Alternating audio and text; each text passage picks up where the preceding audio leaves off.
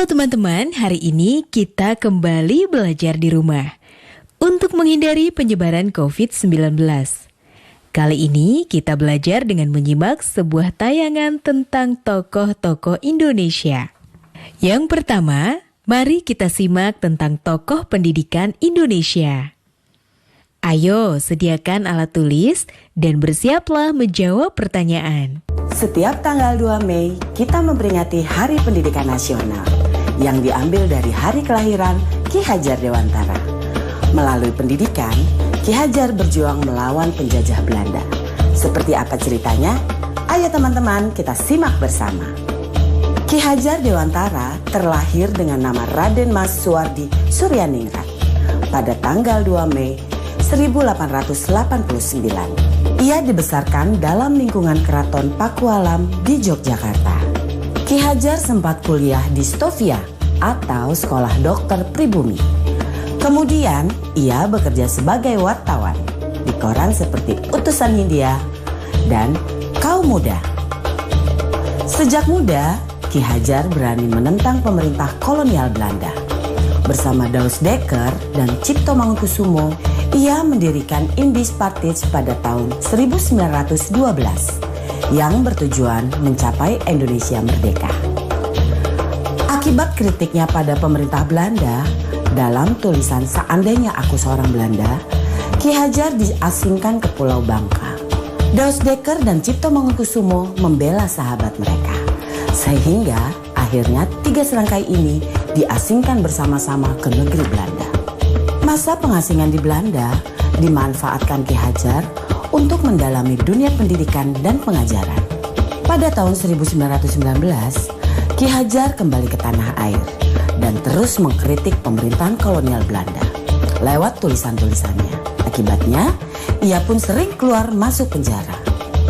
Tanggal 3 Juli 1922, Ki Hajar mendirikan lembaga pendidikan taman siswa di Yogyakarta. Sejak saat itu, Suwardi Suryaningrat memakai nama Ki Hajar Dewantara. Anak-anak dari semua kalangan, baik ningrat maupun rakyat biasa, bisa bersekolah di taman siswa. Perguruan ini memiliki semboyan Ing Ngarso Sung Tulodo, Ing Madyo Mangunkarso, Tutwuri Handayani.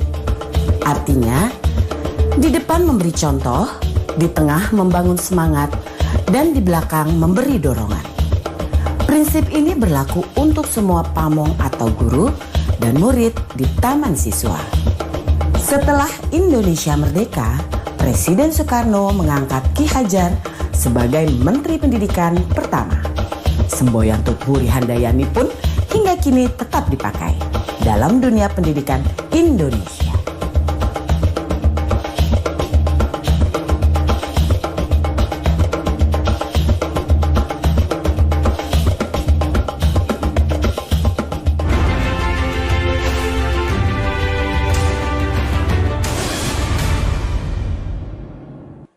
Jangan lupa ya, luangkan waktu untuk membaca.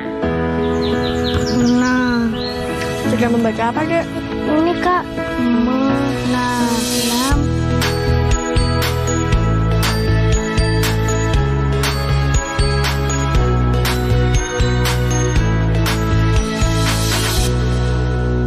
Buku-buku, baca-baca, buku baru. Kementerian Pendidikan dan Kebudayaan terus mendukung pembelajaran jarak jauh dan memajukan budaya Indonesia di masa pandemi Corona. Saksikan program Belajar dari Rumah setiap Senin sampai Minggu untuk semua jenjang pendidikan, guru dan orang tua hanya di TVRI.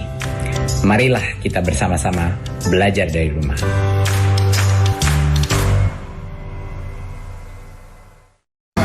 Sahabat edukasi, pemerintah menghimbau masyarakat untuk bekerja, belajar, dan ibadah di rumah. Ini dilakukan untuk memutus mata rantai penyebaran coronavirus disease atau COVID-19. Usaha kita diantaranya adalah tinggal di rumah, jangan keluar kalau tidak penting, selalu menggunakan masker kalau kita pergi dan ada di lingkungan publik. Laksanakan social dan physical distancing. Cuci tangan dengan sabun dan air yang mengalir. Jaga daya tahan tubuh kita dengan asupan yang bergizi seimbang. Mari kita dukung pemerintah kita, karena ini adalah usaha pemerintah, juga artinya usaha kita bersama dalam rangka memutus penyebaran virus corona. Yuk, lindungi diri Anda dari bahaya COVID-19. Caranya mudah. Unduh aplikasi Peduli Lindungi dari Play Store untuk handphone Android dan App Store untuk iPhone. Aplikasi ini dikembangkan untuk menghentikan penyebaran virus COVID-19. Dengan mengandalkan kepedulian dan partisipasi masyarakat, saling membagikan data lokasinya saat bepergian, agar penelusuran riwayat kontak penderita COVID-19 dapat dilakukan. Aplikasi ini juga memberitahu jika posisi Anda terdeteksi berada di zona merah, sehingga Anda bisa dengan segera menghindari atau menjauhi lokasi tersebut. Selain itu, aplikasi ini juga menginformasikan kepada Anda jika di sekitar Anda ada ODP atau orang dalam pemantauan dan PDP, pasien dalam pengawasan. Yuk, unduh aplikasi Peduli Lindungi. Dipersembahkan oleh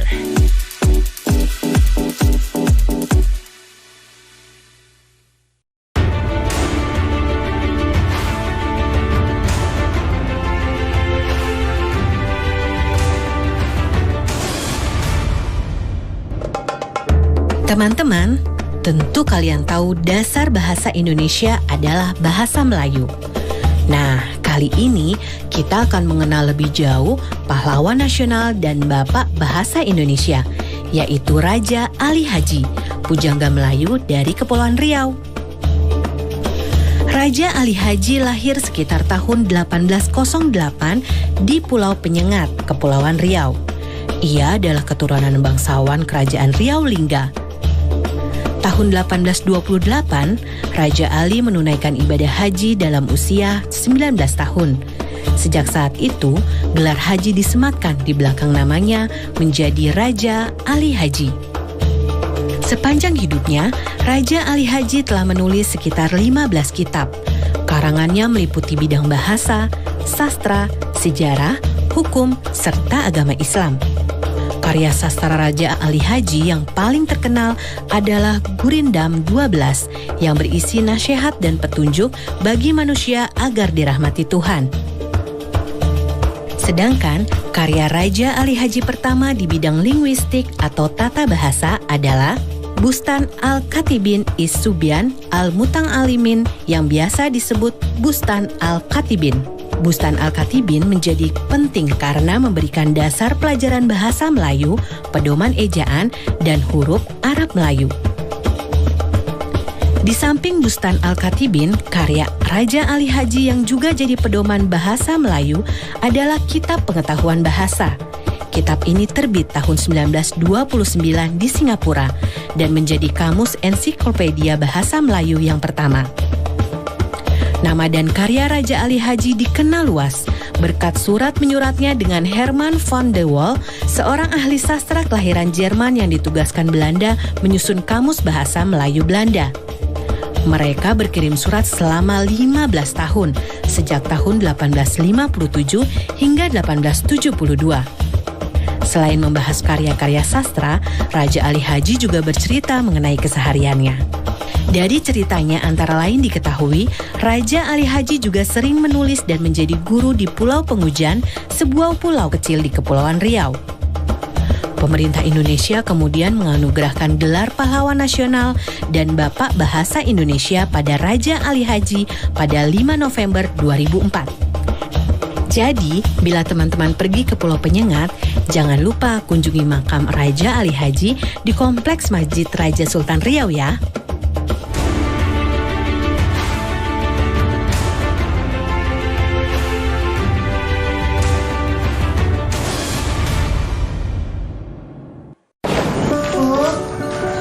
Ya.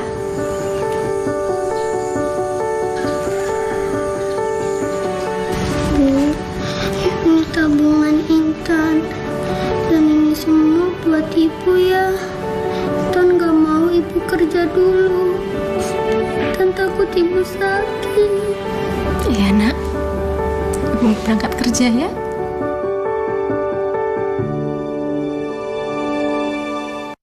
Belajar dari rumah sangat menyenangkan. Iya ya, asik banget. Belajar dari Rumah, sebuah program yang memperluas akses belajar melalui televisi dan untuk seluruh jenjang pendidikan, mulai PAUD hingga pendidikan menengah. Ada pula siaran kebudayaan untuk semua dan pengasuhan anak bagi orang tua dan guru. Saksikan Belajar dari Rumah hanya di TVRI, Senin sampai dengan Jumat, mulai 13 April 2020, mulai pukul 8 waktu Indonesia Barat. Tonton sajian program pembelajaran dan kebudayaan yang bermanfaat, seperti pesan Menteri Pendidikan dan Kebudayaan Republik Indonesia, Bapak Nadiem Makarim berikut ini. Kementerian Pendidikan dan Kebudayaan terus mendukung pembelajaran jarak jauh dan memajukan budaya Indonesia di masa pandemi corona. Saksikan program Belajar dari Rumah untuk semua jenjang pendidikan, guru dan orang tua hanya di TVRI. Marilah kita bersama-sama belajar dari rumah. Informasi ini dipersembahkan oleh Kementerian Pendidikan dan Kebudayaan Republik Indonesia. Bulan suci penuh berkah kembali tiba.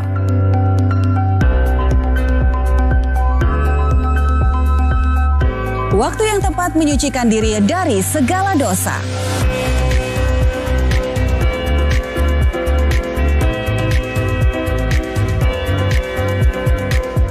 Saksikan konser Marhaban Ya Ramadan bersama saya Dewi Gita. Bersama saya Lucky Octavian. Bersama saya Rina Fahlevi. Dan saya Tengku Fajri, tentunya hanya di TVRI. Media Pemersatu Bangsa.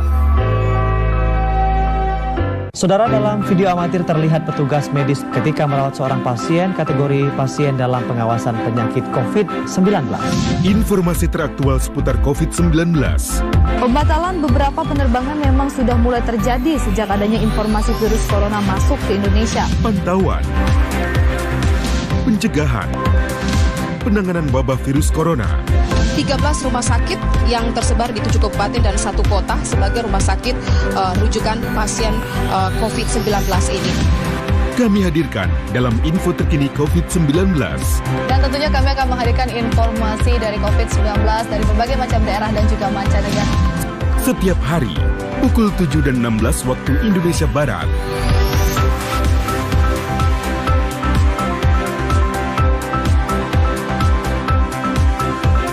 TVRI, Media Pemersatu Bangsa.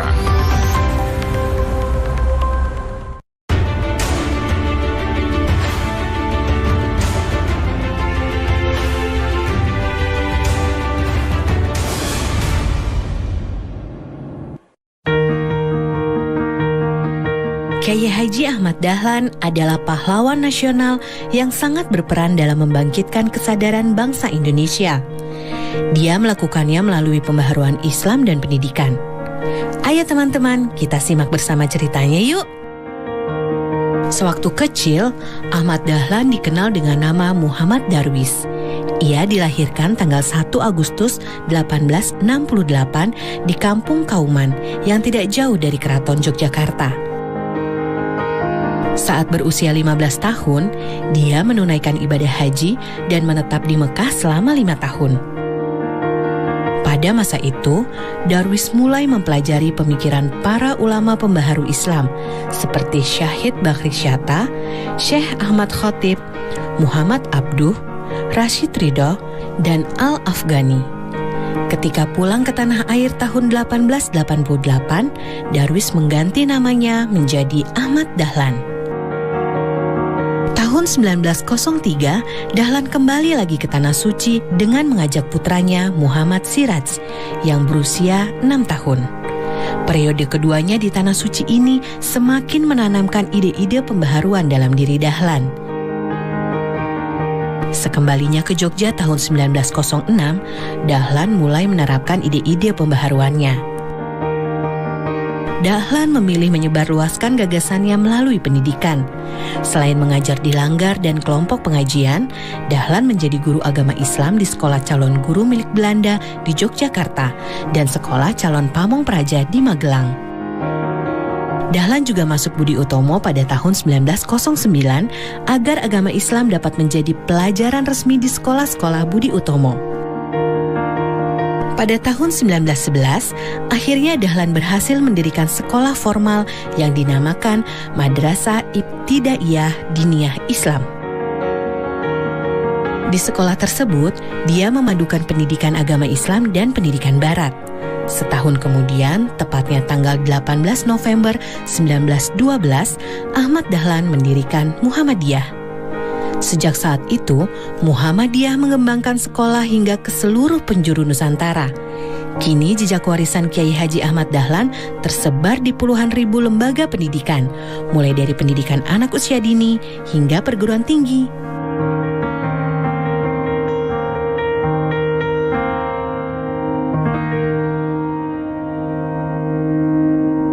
Nah teman-teman, sudah menyaksikan tayangan tentang tokoh-tokoh pendidikan Indonesia tadi ya. Sekarang saatnya kita menjawab beberapa pertanyaan ini. 1. Pendidikan di Indonesia semakin berkembang.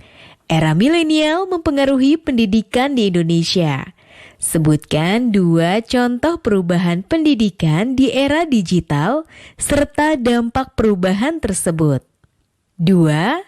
Buatlah 3 buah gurindam berisi tentang nasihat pendidikan.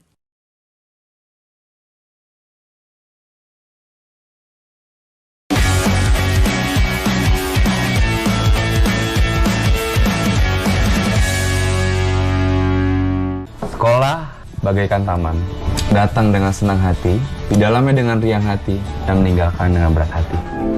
Raihan seorang kepala sekolah dasar di Kabupaten Bima, Nusa Tenggara Barat.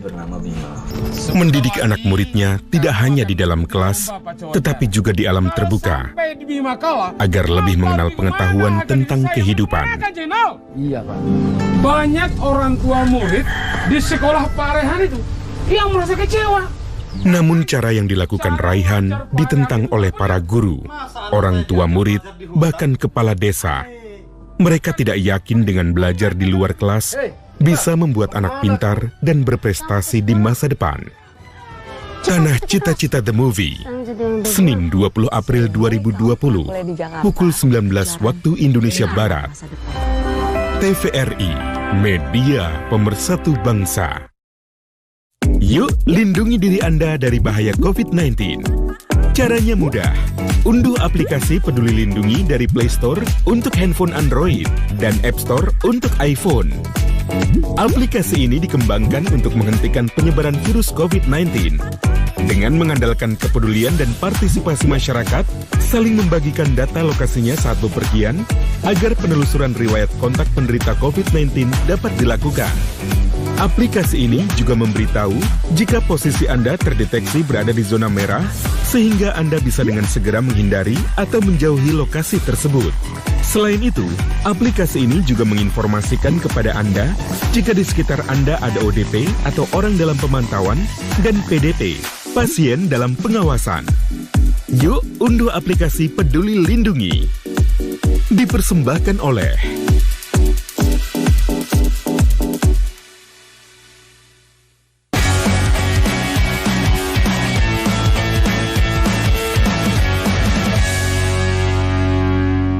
Selain tokoh-tokoh pendidikan, kita juga akan belajar mengenai tokoh legenda bola Indonesia.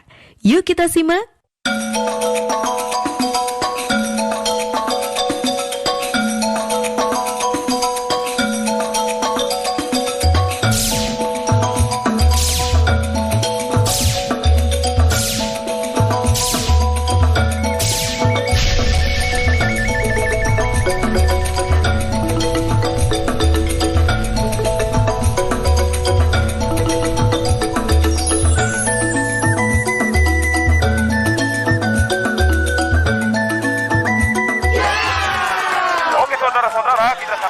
Ramang terus membawa bola, dia mendekati gawang dan gol!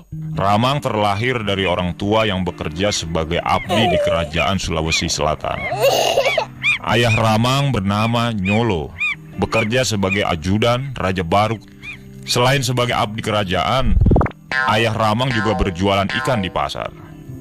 Nyolo rupanya pandai bermain sepak raga. Sepak raga adalah permainan tradisional Makassar yang menggunakan bola yang terbuat dari rotan. Ramang kecil sering menonton pertunjukan sepak raga. Ia pun tertarik dengan sepak raga agar bisa seperti sang ayah. Berkat rajin latihan, Ramang akhirnya menguasai permainan tradisional tersebut. Selain sepak raga, Ramang juga berlatih bermain sepak bola. Ramang mengisi waktu bersama teman-temannya dengan bermain bola saat istirahat.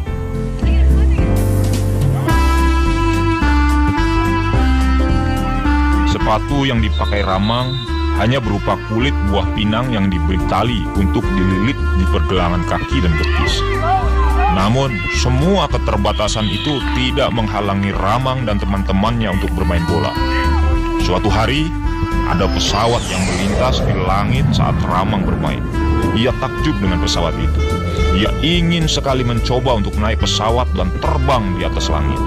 Lantas dengan percaya diri ia berkata kepada teman-temannya, "Dengan kaki saya akan bisa naik pesawat terbang." Ramang memang gigih sejak kecil. Keinginannya sangat kuat.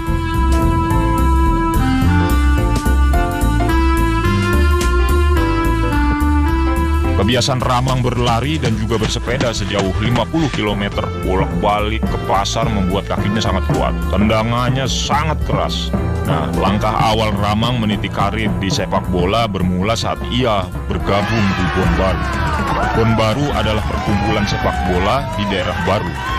Saat itu usia Ramang sudah remaja. Kemampuan Ramang bermain bola semakin berkembang. Ia dipuji oleh banyak kalangan, termasuk Andi Matalata. Andi Matalata menyarankan Ramang untuk pindah ke Makassar agar Ramang bisa berlatih bola secara profesional. Setahun lebih di Makassar, Ramang baru bergabung dengan tim Ocean Football Bond atau Persatuan Sepak Bola Induk Sulawesi. Kecintaan Ramang terhadap sepak bola memang saat itu tak tertandingi. Ia merasa tidak bisa hidup tanpa sepak bola. Pada kompetisi yang diadakan oleh Makassar Football Bond atau PSM tahun 1947, Ramang berhasil menunjukkan kebolehannya. Ia mulai dibicarakan orang dari mulut ke mulut. Nah, sedikit demi sedikit ia mulai dikenal di Makassar. Pada kompetisi itu, tim Ramang pernah menang 9-0 dan hampir semua gol dicetak oleh Ramang. Berkat kehebatannya dalam kompetisi tersebut, Ramang akhirnya diajak bergabung ke PSM.